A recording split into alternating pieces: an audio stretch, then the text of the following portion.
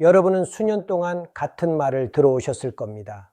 60대가 지나면 그냥 많이 걷기만 하면 됩니다. 저 역시 진료실에서 이 말을 수없이 들었습니다. 하지만 오늘 저는 아무도 분명하게 말해주지 않았던 불편한 진실을 말씀드리려 합니다. 만약 걷기만 하고 있다면 여러분은 모르는 사이에 근육을 조금씩 잃고 뼈는 약해지고 해마다 낙상 위험을 높이고 있을 가능성이 큽니다. 이 변화는 갑자기 오지 않습니다. 아주 사소한 신호로 시작됩니다. 다리가 예전보다 쉽게 약해지고 의자에서 일어날 때 한 번 더 힘이 필요해집니다. 계단을 오르면 숨이 차고 마음속 깊은 곳에는 이런 두려움이 자리 잡습니다. 혹시 넘어지면 어떡하지? 대부분의 분들이 놓치고 있는 사실이 하나 있습니다.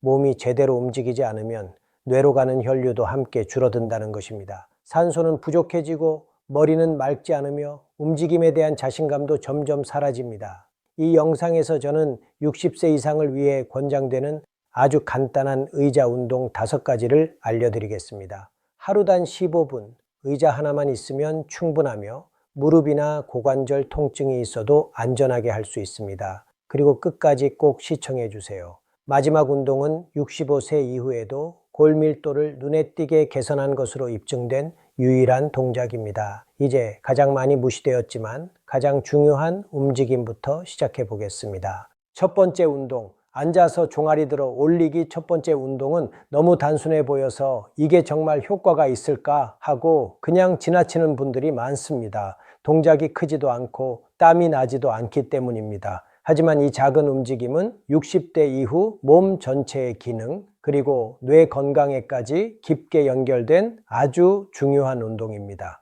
의자에 앉아 발뒤꿈치를 천천히 들어 올리면 종아리 근육이 활성화됩니다. 이 종아리 근육은 단순히 걷기 위한 근육이 아닙니다. 의학적으로는 제2의 심장이라고 불릴 만큼 중요한 역할을 합니다. 왜 그럴까요? 종아리 근육이 수축할 때마다 발과 종아리에 고여있던 혈액을 심장 쪽으로 밀어 올리는 자연 펌프 역할을 하기 때문입니다.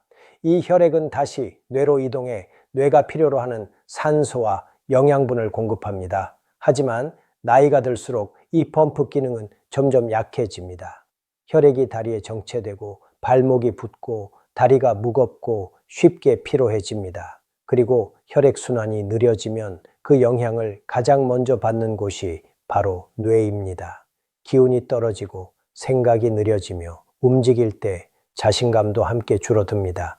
걷기도 종아리를 사용하긴 합니다. 하지만 여러 근육에 힘이 분산되어 종아리가 충분한 자극을 받지 못합니다. 반면 이 운동은 종아리만을 집중적으로 그리고 무릎이나 고관절에 부담 없이 단련시킵니다.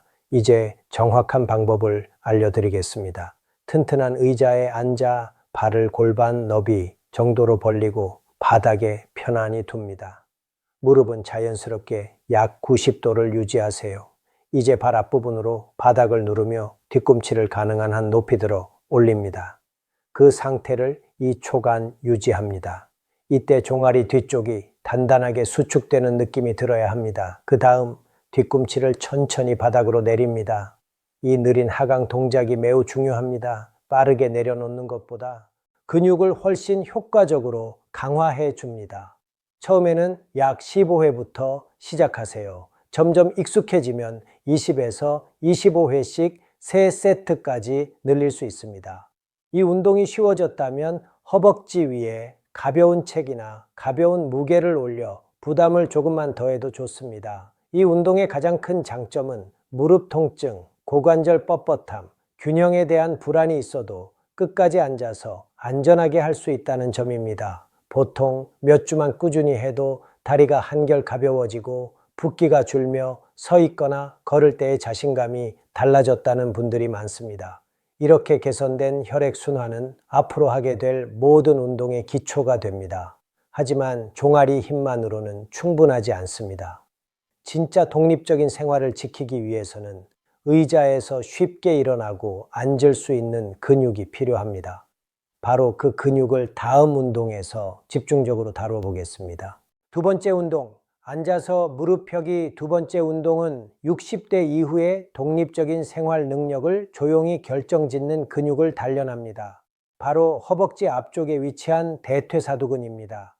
의자에서 일어날 때, 계단을 오를 때, 차에서 내릴 때, 화장실에서 몸을 일으킬 때까지 이 모든 동작의 대부분을 대퇴사두근이 담당하고 있습니다. 하지만 이 근육은 나이가 들수록 가장 빠르게 약해지는 근육 중 하나입니다. 특히 60대 이후에는 본인이 느끼는 것보다 훨씬 빠른 속도로 힘을 잃게 됩니다. 여기서 많은 분들이 걷기를 선택합니다. 하지만 평지를 걷는 동안 대퇴사두근은 거의 저항을 받지 않습니다. 움직이기는 하지만 강해질 만큼의 자극은 받지 못합니다. 근육은 아직 필요하다는 신호를 받아야 유지됩니다. 그 신호가 사라지면 근육은 조용히 줄어듭니다. 앉아서 무릎 펴기 운동은 이 문제를 아주 안전하고 정확하게 해결해 줍니다. 앉은 상태에서 다리를 들어 올리면 대퇴사두근은 중력에 직접 맞서 일하게 됩니다. 이 저항이 몸에 분명한 메시지를 보냅니다. 이 근육은 여전히 필요하다는 신호입니다. 방법을 차분히 따라해 보세요. 등받이가 있는 튼튼한 의자에 앉아 허리를 곧게 세웁니다. 양발은 바닥에 편안히 둡니다. 균형을 위해 의자 옆을 가볍게 잡아도 좋습니다. 이제 한쪽 다리를 앞으로 천천히 펴 올립니다. 무릎이 완전히 펴지고 발이 바닥에서 떨어질 때까지 올리세요. 그 상태를 3초간 유지합니다. 이때 허벅지 앞쪽 근육을 의식적으로 강하게 조입니다. 따뜻해지거나 힘이 들어가는 느낌이 분명해야 합니다. 그 다음 4초에 걸쳐 아주 천천히 발을 다시 바닥으로 내립니다. 반대쪽 다리도 같은 방식으로 반복합니다. 각 다리 12회 잠시 쉬었다가 총 3세트를 목표로 하세요. 이 운동에서 가장 중요한 것은 단순히 다리를 들어 올리는 것이 아닙니다. 정점에서의 수축, 그리고 내려오는 과정의 느린 통제입니다. 바로 이 구간에서 근력이 만들어집니다. 이 근육이 강해지면 일상은 눈에 띄게 달라집니다. 의자에서 일어설 때 동작이 부드러워지고 계단이 덜 힘들어지며 무릎을 지지하는 힘이 생겨 무릎 통증이 줄어드는 분들도 많습니다. 하지만 허벅지 힘만으로는 아직 부족합니다. 다리를 들어 올리는 능력이 떨어지면 작은 장애물에도 쉽게 걸려 넘어질 수 있습니다. 다음 운동에서는 많은 분들이 평소에는 잊고 지내다가 넘어지고 나서야 중요함을 깨닫는 근육을 다뤄보겠습니다. 3번째 운동, 앉아서 다리 들어 올리기 3번째 운동은 평소에는 거의 의식하지 않지만 약해지면 가장 큰 문제를 일으키는 근육을 대상으로 합니다. 바로 고관절 굴곡근입니다. 이 근육은 걸을 때마다 허벅지를 들어 올려 발이 바닥에 걸리지 않게 해줍니다. 하지만 이 근육이 약해지면 보폭이 점점 짧아지고 다리를 들어 올리기보다 끌듯이 걷게 됩니다. 그래서 많은 낙상이 사소해 보이는 것들에서 발생합니다. 문턱, 카펫 끝, 연석, 심지어 아무것도 없는 평지에서도 말입니다. 60대 이후의 낙상은 단순한 사고가 아닙니다. 삶의 방향을 바꿀 수 있는 아주 큰 사건이 될 수 있습니다. 의학적으로도 고관절 굴곡근의 약화는 낙상 위험을 예측하는 가장 강력한 신체 지표 중 하나입니다. 걷기만으로는 이 근육을 충분히 강화하기 어렵습니다. 동작은 반복되지만 힘은 거의 들지 않기 때문입니다. 몸은 항상 최소한의 에너지로 움직이려 합니다. 하지만 앉아서 다리 들어 올리기 운동은 다릅니다. 다리를 중력에 맞서 직접 들어 올리게 만들어 몸에 훨씬 강한 신호를 보냅니다. 힘과 협응 능력이 동시에 요구됩니다. 방법은 다음과 같습니다. 의자 깊숙이 기대지 말고 의자 앞쪽에 앉습니다.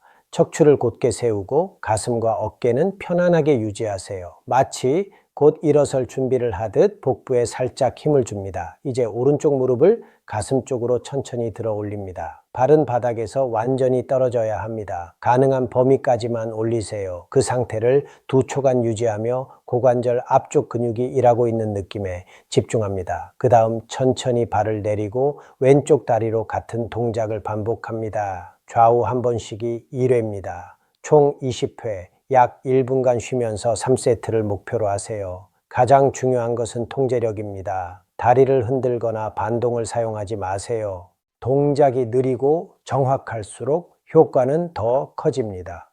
익숙해지면 정점에서 멈추는 시간을 5초까지 늘리거나 가벼운 발목 웨이트를 추가해도 좋습니다.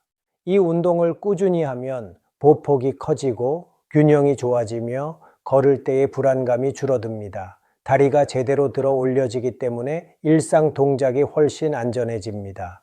하지만 다리를 잘 드는 것만으로는 아직 완전하지 않습니다. 몸을 곧게 세우고 중심을 잡아주는 힘이 필요합니다.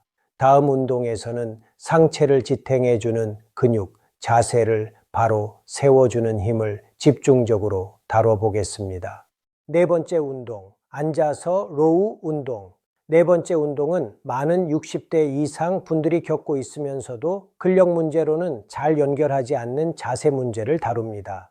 나이가 들수록 등 위쪽과 중간 등 근육은 점점 약해집니다. 그 결과 중력에 의해 어깨는 앞으로 말리고 등은 둥글게 굽으며 머리는 몸보다 앞쪽으로 나오게 됩니다. 이 자세는 너무 흔해서 나이가 들면 다 그렇지 라고 생각하기 쉽습니다. 하지만 이것은 단순한 노화 현상이 아니라 근력 약화의 결과입니다. 상체가 앞으로 무너지면 폐가 충분히 확장될 공간이 줄어듭니다. 호흡은 얕아지고 무게중심은 앞으로 쏠려 균형이 불안정해집니다. 목과 어깨 통증이 일상이 되기도 합니다. 걷기 운동은 이 문제를 해결하지 못합니다. 다리는 움직이지만 팔은 그냥 흔들릴 뿐입니다. 당기는 힘도 저항도 상체를 지탱하는 근육의 적극적인 사용도 없습니다. 앉아서 로우 운동은 이 과정을 정반대로 되돌려 줍니다. 이 운동은 등 위쪽과 중간 등 근육, 즉 어깨를 뒤로 당기고 척추를 지탱해주는 근육을 강화합니다. 운동을 위해 탄력 밴드가 하나 필요합니다. 튼튼한 의자에 앉아 발을 골반 너비로 바닥에 둡니다. 밴드를 발바닥에 걸고 양손으로 끝을 잡습니다. 가슴을 편 상태에서 팔을 앞으로 뻗어 밴드에 가벼운 긴장을 줍니다. 이제 팔꿈치를 몸 옆에 붙인 채로 천천히 뒤로 당깁니다. 이때 날개뼈를 서로 모은다는 느낌으로 강하게 수축하세요. 그 상태를 2초간 유지합니다. 그 다음 팔을 천천히 다시 앞으로 뻗습니다. 밴드가 튕기듯 돌아가게 두지 마세요. 이 느린 복귀 동작 역시 근력 향상에 매우 중요합니다. 15회 총 3세트를 수행하세요. 이 근육들이 강해지면 변화는 비교적 빠르게 나타납니다. 서 있는 자세가 한결 편해지고 어깨가 자연스럽게 뒤로 위치하며 숨이 깊어지고 편안해집니다. 머리가 앞으로 쏠리지 않기 때문에 목과 어깨 통증도 줄어드는 경우가 많습니다. 강한 등 근육은 척추를 지탱하는 지지 케이블과 같습니다. 몸의 정렬을 유지해주고 관절에 가해지는 부담을 줄이며 전체적인 균형 능력을 향상시킵니다. 그리고 이제 마지막 운동에 도달했습니다. 많은 전문가들이 가장 중요하다고 말하는 바로 그 동작입니다. 다섯 번째 운동, 의자에서 일어서기. 이 마지막 운동은 앞선 모든 운동 중에서도 가장 중요합니다. 만약 60대 이후에 독립성을 지키기 위해 단 하나의 동작만 선택해야 한다면 저는 주저없이 이 운동을 권하겠습니다. 의자에서 일어서고 다시 앉는 이 동작은 겉보기에는 단순해 보이지만 하체의 거의 모든 주요 근육을 동시에 사용합니다. 허벅지는 무릎을 펴고 엉덩이는 몸을 위로 밀어 올리며 종아리는 발목을 안정시키고 복부는 균형을 잡아줍니다. 심지어 뇌까지도 타이밍과 균형, 움직임을 조율하는 데 적극적으로 관여합니다. 그래서 의자에서 일어나는 능력은 미래의 건강 상태를 잘 보여주는 지표가 됩니다. 이 동작이 힘들수록 독립성을 잃을 가능성, 낙상과 골절 위험은 높아집니다. 반대로 이 동작을 통제력 있게 수행하는 분들은 오랫동안 스스로 움직이고 생활할 가능성이 큽니다. 걷기만으로는 이 동작을 대체할 수 없습니다. 걷기는 반복적이고 저항이 낮습니다. 중력에 맞서 몸을 들어 올리는 강한 자극을 주지 못합니다. 뼈는 자극을 받아야 강해지고 근육은 노력을 해야 유지됩니다. 의자에서 일어서기는 이 두 가지를 동시에 충족시킵니다. 이제 안전하고 효과적인 방법을 알려드리겠습니다. 튼튼한 의자에 앉아 발을 골반 너비보다 약간 넓게 벌리고 바닥에 단단히 둡니다. 발은 의자 쪽으로 조금 당겨 체중이 발 전체에 고르게 실리도록 합니다. 손으로 의자를 밀지 않도록 팔은 가슴 위에 교차합니다. 상체를 약간 앞으로 기울여 체중을 발 위로 옮깁니다. 이제 뒤꿈치로 바닥을 밀며 천천히 일어섭니다. 엉덩이와 무릎이 완전히 펴질 때까지 올라가세요. 서 있는 상태에서 1초간 정지합니다. 그 다음 4초에 걸쳐 아주 천천히 다시 의자 쪽으로 내려옵니다. 의자에 가볍게 닿기만 하고 완전히 힘을 풀지 마세요. 곧바로 다음 반복으로 이어갑니다. 이 내려오는 과정이 근력 향상과 골밀도 자극의 가장 중요한 구간입니다. 처음에는 10회부터 시작하세요. 점점 힘이 붙으면 15회씩 3세트를 목표로 합니다. 그마저도 쉬워지면 가벼운 물건을 가슴에 안거나 내려오는 속도를 더 느리게 해 난이도를 조절할 수 있습니다. 이 운동을 꾸준히 하면 몇 주 안에 분명한 변화를 느끼게 됩니다. 의자에서 일어나는 것이 쉬워지고 계단이 덜 두렵게 느껴지며 움직임이 더 부드럽고 안정적으로 바뀝니다. 무엇보다 중요한 변화는 자신감의 회복입니다.